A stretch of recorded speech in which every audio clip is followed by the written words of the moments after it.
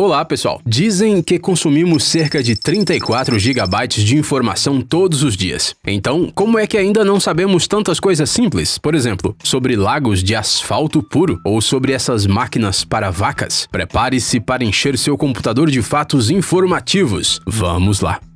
Você sabia que 1 em cada 3 blocos de notas vendidos tem um segredo e que você pode ver essa beleza nele com uma lâmpada ultravioleta? Tá bom, não dá pra enganar vocês, mas a realidade é ainda mais legal. Na verdade, isso são passaportes canadenses. Nem todo cidadão local sabe dessa magia. Na luz ultravioleta, o documento chato e comum se acende com cores vivas. A Finlândia não fica atrás. Dá só uma olhada como eles se preparam seriamente para a emissão de novos passaportes. E tudo isso para transformá-los em um livrinho animado de um alce correndo.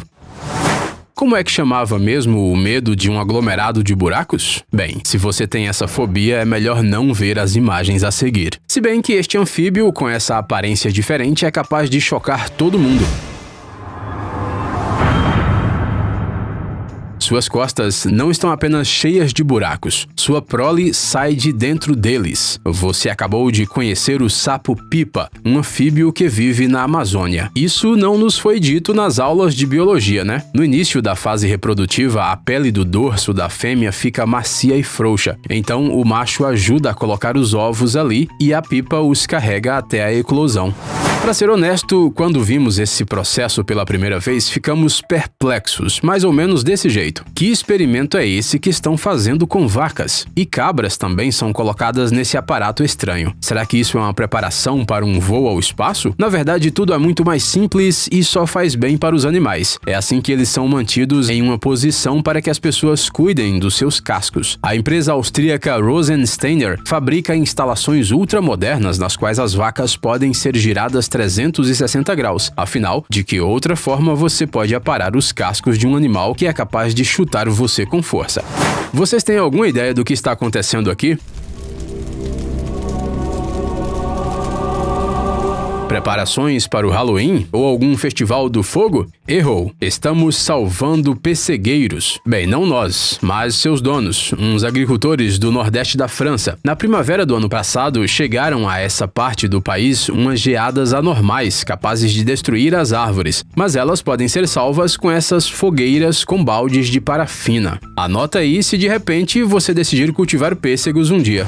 No condado inglês de Yorkshire, existe uma longa tradição de colher ruibarbo à luz de velas. Você sabe por que essa cerimônia é necessária? Para fazer com que o alimento colhido seja o mais tenro e suculento possível. Isso, é claro, não significa que a planta gosta de um ambiente romântico. Estamos falando do ruibarbo de todas as estações. Primeiro, ele é plantado em campo aberto e depois levado para estufas, onde temperatura e umidade específicas são mantidas. Acredita-se que a luz forte torna as fibras da planta mais duras e azedas. Por isso, aqui sempre fica escuro. Mesmo durante a colheita, os agricultores não arriscam acender mais do que algumas velas. Vai que o ruibarbo é realmente sensível, né?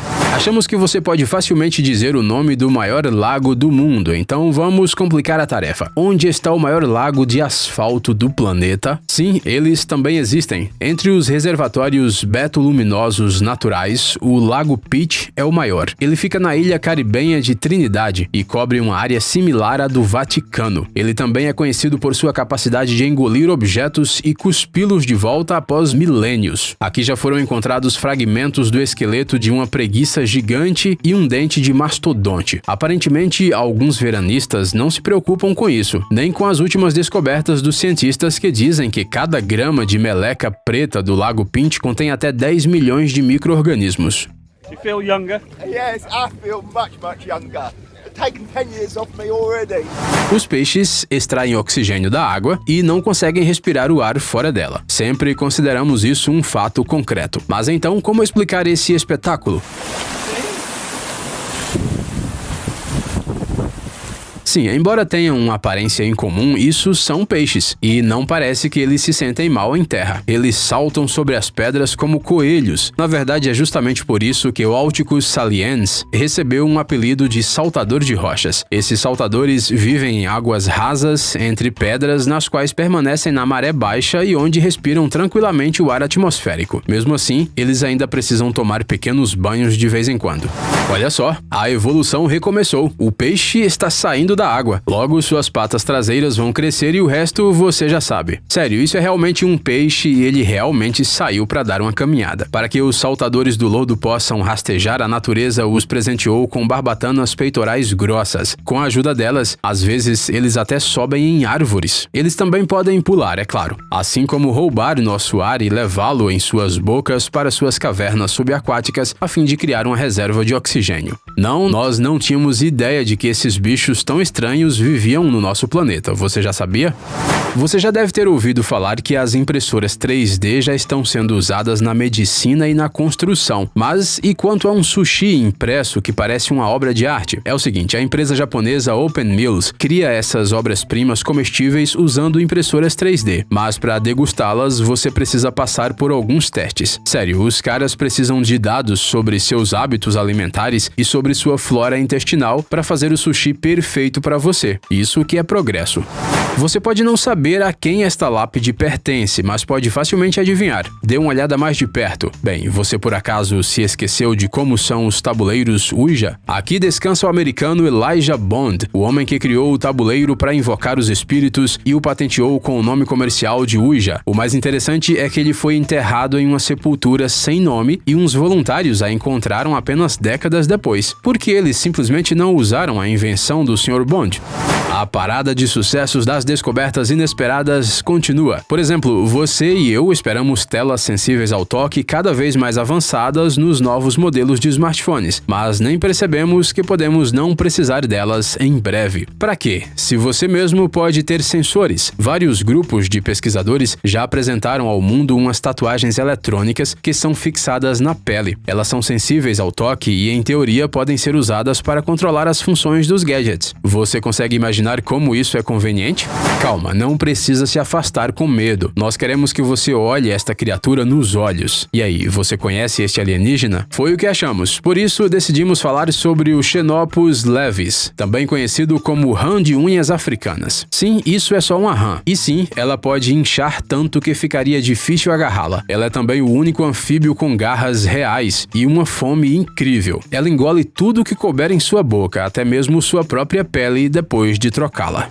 Não há dúvidas que os cowboys precisam se preparar com cuidado para entrar nas arenas, mas se eles treinassem com touros de verdade, provavelmente não sobreviveriam até chegar aos rodeios. É preciso usar truques. As técnicas para derrubar um touro, por exemplo, são praticadas nesses carrinhos com cabeça. Já as figuras mais realistas são usadas para treinar a lançada. Será que, enquanto isso, o touro de verdade também fica chifrando manequins?